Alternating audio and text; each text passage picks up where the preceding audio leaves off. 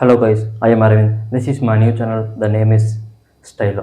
இந்த சேனலில் இதுக்கப்புறம் ஒரு இன்ஃபர்மேஷன் தர மாதிரி வீடியோஸ் அப்லோட் பண்ணுவேன். கண்டிப்பாக பாருங்கள், உங்களுக்கு பிடிக்கும். நீங்களும் நாலேஜை கெயின் பண்ணிக்கோங்க. இன்றைக்கான வீடியோ என்னென்னு பார்த்தீங்கன்னா, கண்டிப்பாக டைட்டிலில் பார்த்துருப்பீங்க. இந்தியாவில் 145 கோடி மக்களுக்கு மேலே இருக்காங்க. அமெரிக்காவில் வெறும் 33 கோடி மக்கள் மட்டும் தான் இருக்கிறாங்க. ஆனால் அவங்களோட கம்பேர் பண்ணும்போது நம்ம மணி, பவர், லைஃப் ஸ்டைல் இதெல்லாமே கொஞ்சம் டிஃப்ரென்ஸ் இருக்குது. அப்புறம் பார்த்தீங்கன்னா, நம்ம நினச்சிக்கிறோம் பாப்புலேஷன் அதிகமாக இருந்தால் ஒரு கண்ட்ரி ரிச்சாக இருக்கணுங்க. But reality totally different. இந்த வீடியோவில் யூஎஸ்ஏ கூட கம்பேர் பண்ணும்போது இந்தியா ஏன் மணியில் பின்தங்கி இருக்குது, அப்புறம் பாப்புலேஷன் இருந்தும் வெல்த் ஏன் இல்லை, அதை பற்றி தான் பார்க்க போகிறோம். வாங்க பார்க்கலாம். Population means productivity. ஃபஸ்ட்டு சொன்ன மாதிரி இந்தியாவில் 145 கோடி மக்கள் பேர் இருக்கிறாங்க. அமெரிக்காவில் வெறும் 33 கோடி மக்கள் தொகை மட்டும் தான் இருக்கிறாங்க.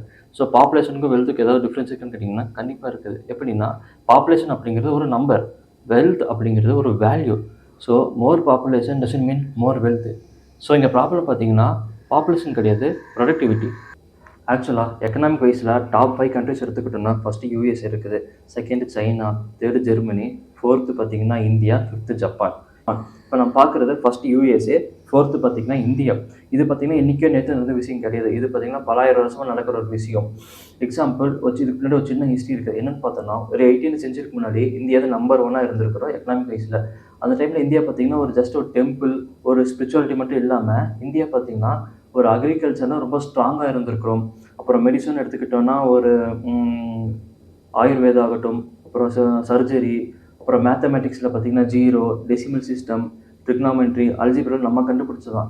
இந்தியா பார்த்திங்கன்னா அந்த டைமில் கூட ட்ரேட் சென்டர் ஆஃப் வேர்ல்டு நம்ம இந்தியா தான். இந்தியா பார்த்திங்கன்னா இந்த யூரோப் கண்ட்ரீஸில் எக்ஸ்போர்ட் பண்ணிட்டு இருந்தாங்க. என்னென்னு பார்த்திங்கன்னா காட்டன், சில்க், அப்புறம் ஸ்டீலு, அப்புறம் ஸ்பைசிஸ், கோல்டு அண்ட் டைமண்ட் எல்லாம் எக்ஸ்போர்ட் பண்ணிட்டு இருந்தோம் நம்ம யூரோப்பியன் கண்ட்ரீஸ்க்கு. யூரோப் கண்ட்ரீஸில் பார்த்திங்கன்னா நம்மகிட்ட இருந்து குட்ஸ் வாங்கிட்டு இருந்தாங்க. அந்த டைமில் பார்த்திங்கன்னா எக்கனாமிக் இதில் நம்ம இந்தியாவோட ஷேர் பார்த்திங்கன்னா 20 to 30% இருந்திருக்குது. அந்த டைமில் பார்த்திங்கன்னா யூரோப் கண்ட்ரிஸ் ஆகட்டும், ஒரு அமெரிக்கா, ஆஃப்ரிக்காவில் பார்த்திங்கன்னா ஒரு ஏழை நாடாக தான் இருந்திருக்கிறாங்க. யூஎஸ்ஏ ஒரு கண்ட்ரியே கூட இல்லை, ஜஸ்ட்டு காலனிஸ், நேட்டிவ் ட்ரைப்ஸ். அவங்ககிட்ட ஒரு எக்கனாமிக் இல்லை, ஒரு பவர் கிடையாது, ஒரு ஃபேக்ட்ரிஸ் இல்லை, ஒரு ட்ரேடு பவர் இல்லை, நோ குளோபல் ரோல். அந்த டைமில் இந்தியா பார்த்திங்கன்னா குளோபல் எக்கனாமிக் சென்டராக இருந்திருக்குது. 18th சென்ச்சுரிக்கு முன்னாடி இதெல்லாம் நடந்துச்சு. அதுக்கப்புறம் என்னாச்சு, இந்தியாவோட டவுன்ஃபால் ஸ்டார்ட் ஆச்சு. எப்படின்னா 1757 பிரிட்டிஷ் பார்த்திங்கன்னா நம்ம இந்தியாவுக்குள்ளே என்ட்ரு ஆனாங்க. ஸ்டார்டிங்கில் பிஸ்னஸாக தான் வந்தாங்க. அதுக்கப்புறம் தான் பார்த்திங்கன்னா நம்ம ரூல் பண்ண ஸ்டார்ட் பண்ணாங்க. ரூல் பண்ணி நம்மளை என்ன பண்ணாங்க, ரா மெட்டீரியல்ஸ் எடுத்துகிட்டு போயிட்டாங்க. அப்புறம் டேக்ஸஸை ஹெவி பண்ணாங்க, ஃபேக்ட்ரிஸ்லாம் டெஸ்ட்ராய் பண்ணாங்க, எஜுகேஷனை ஸ்டாப் பண்ணிட்டாங்க. அவங்க எடுத்துகிட்டு போன வேல்யூஸ் பார்த்திங்கன்னா $45 trillion. அதோட ரிசல்ட் என்ன ஆச்சுன்னா இந்தியா வந்து புவர் கண்ட்ரியாக மாறுச்சு. நம்மகிட்ட ஒரு ஃபேக்ட்ரி இல்லை, ஒரு எஜுகேஷன் இல்லை, ஒரு கேபிட்டல் இல்லை, ஒரு டெக்னாலஜி இல்லை. India literally reset to zero. So அதுக்கப்புறம் 1776 யூஎஸ்ஏ இண்டிபெண்டன்ட் வாங்கிட்டாங்க. வாங்கினதுக்கப்புறம் நோ ஃபாரின் ரோல், இண்டஸ்ட்ரி பார்த்திங்கன்னா பில்ட் பண்ணாங்க. அப்புறம் ஃபேக்ட்ரிஸ், எஜுகேஷன் சிஸ்டம், ரயில்வேஸ்லாம் ஸ்ட்ராங்காக ஆனாங்க. ஸோ அவங்களோட க்ரோத் பார்த்திங்கன்னா அப்போயே ஸ்டார்ட் ஆயிடுச்சு. ஸோ அதனால தான் இப்போ அவங்க நம்பர் 1 இருக்கிறாங்க. இதுதான் ரீசனு. பிக்கெஸ்ட் ரீசன் பார்த்திங்கன்னா பெர் கேபிட்டா இன்கம். அதாவது யூஎஸ்ல ஒரு பர்சன் ஆவரேஜ் இன்கம் பார்த்திங்கன்னா 40 LPலேருந்து ஸ்டார்ட் ஆகுது. பட் இந்தியாவில் 2 LPலேருந்து தான் ஸ்டார்ட் ஆகுது. ஸோ பார்த்திங்கன்னா நம்ம 20-30 பேர் சம்பாதிக்கிற அமௌண்ட்டை அங்கே ஒருத்தன் சம்பாதிக்கிறான். ஸோ ஒரு கண்ட்ரி ரிச் ஆகணும்னா பீப்புள் ஆவரேஜாக ரிச் ஆகணும். ஸோ நெக்ஸ்ட்டு பார்த்திங்கன்னா யூஎஸ்ஏவோட மேஜர் ஜாப் என்னவாக இருக்குன்னா technology, AI, software, finance, defence, இதெல்லாம் பார்த்திங்கன்னா ஹை வேல்யூ ஜாப். இந்தியாவில் பார்த்திங்கன்னா உங்களுக்கே தெரியும், லேபர் ஜாப் ரொம்ப அதிகமாக இருக்குது. அப்புறம் லோ பேடு சர்வீஸ் ஜாப் இருக்குது, கான்ட்ராக்ட் ஒர்க், ஹார்ட் ஒர்க் இருக்குது, ஆனால் வேல்யூ கிரியேஷன் ரொம்ப கம்மி. நெக்ஸ்ட்டு பார்த்திங்கன்னா கம்பெனிஸ் அண்ட் இனோவேஷன். உங்களுக்கே தெரியும் பெரிய பெரிய கம்பெனி எல்லாமே யூஎஸ்ல தான் இருக்குன்னு. அதாவது apple, Google, Microsoft, Amazon, Tesla, இதெல்லாமே பார்த்திங்கன்னா அமெரிக்காவோட கம்பெனி தான். ஒரு கம்பெனியோட மார்க்கெட் வேல்யூ பார்த்திங்கன்னா சில கண்ட்ரியோட ஜிடிபி வேல்யூக்கு ஈக்குவலாக இருக்குது. இப்போ பாருங்கள் ஒரு கம்பெனியோட வேல்யூ எவ்வளோ பெருசுன்னு.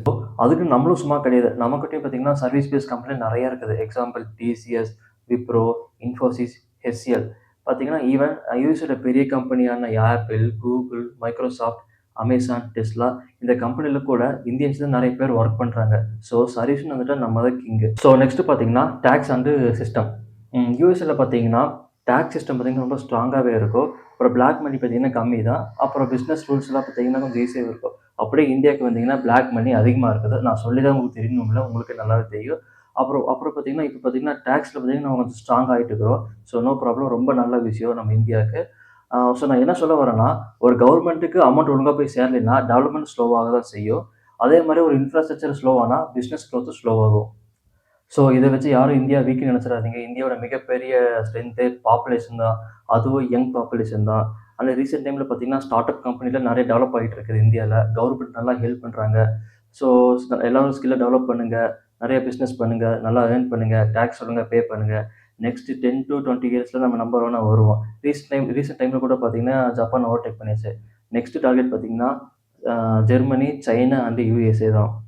ஸோ அவ்வளோதான் வீடியோ. புடிச்சிருந்தா லைக் பண்ணுங்க, கமெண்ட் பண்ணுங்க. பாய்.